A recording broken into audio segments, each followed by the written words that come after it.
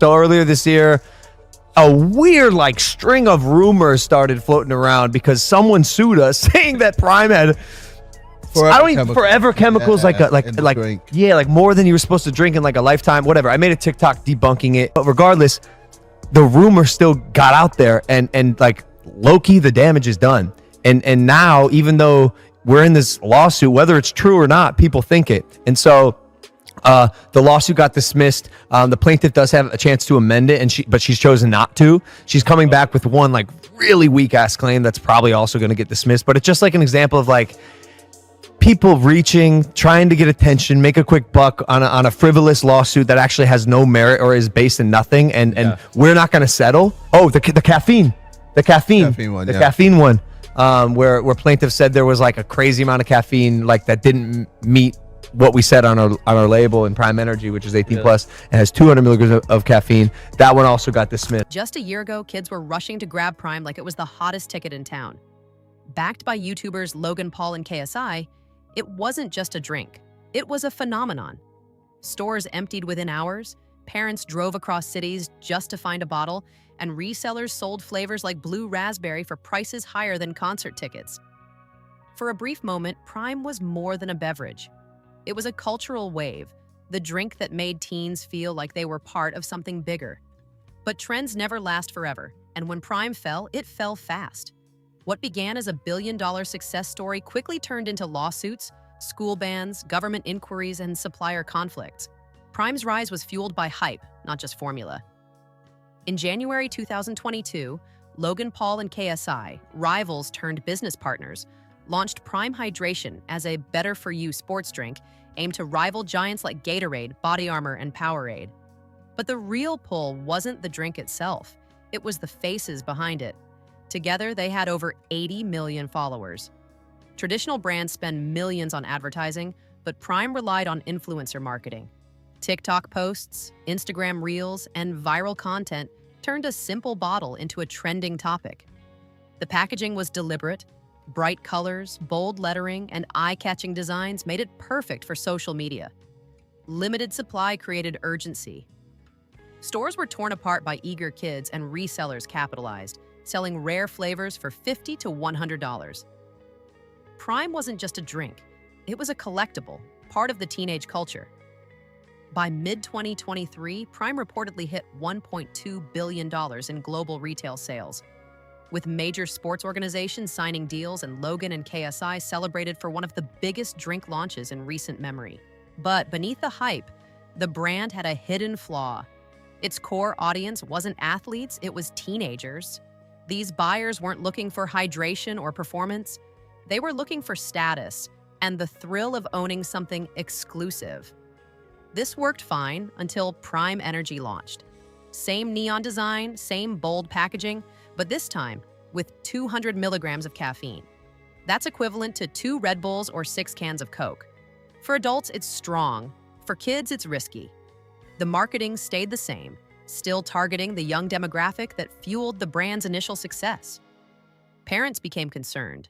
Pediatric groups issued warnings, and schools began banning the product. In countries including the UK, Australia, and the US, Prime Energy was prohibited entirely in some districts. Logan Paul tried to clarify on his podcast that Prime Energy was intended for adults, but the packaging and marketing still looked exciting to teenagers, blurring the line between hype and safety. The first cracks in public trust were forming, and the brand had crossed a crucial line. What was once fun and trendy now raised serious questions about responsibility and safety. Then came the lawsuits. In Wales, a primary school blamed Prime Energy for a student's cardiac incident.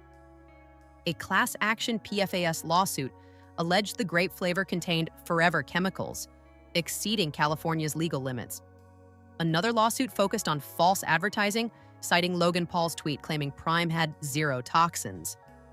And the most serious, a 14-year-old hospitalized after consuming 2 cans of Prime Energy, experiencing palpitations, chest discomfort, and dehydration. State attorneys general began investigations into marketing practices and caffeine content. For a brand built on kids and teens, this became a public relations disaster. Behind the scenes, supplier issues compounded the problem. Refresco, one of the world's largest beverage manufacturers, had invested millions to expand production for Prime. Custom molds, upgraded facilities, and increased staffing were all based on projected high demand. When hype faded and sales dropped, Prime allegedly failed to fulfill minimum order commitments. Refresco filed a $68 million lawsuit, citing breach of contract. Leaked internal emails revealed urgency and panic. Logan Paul allegedly discussed expanding internationally to avoid domestic decline, a clear signal the leadership knew the hype was ending. Despite public celebrations of success, internally, the company was struggling to maintain momentum. The numbers reflected the collapse.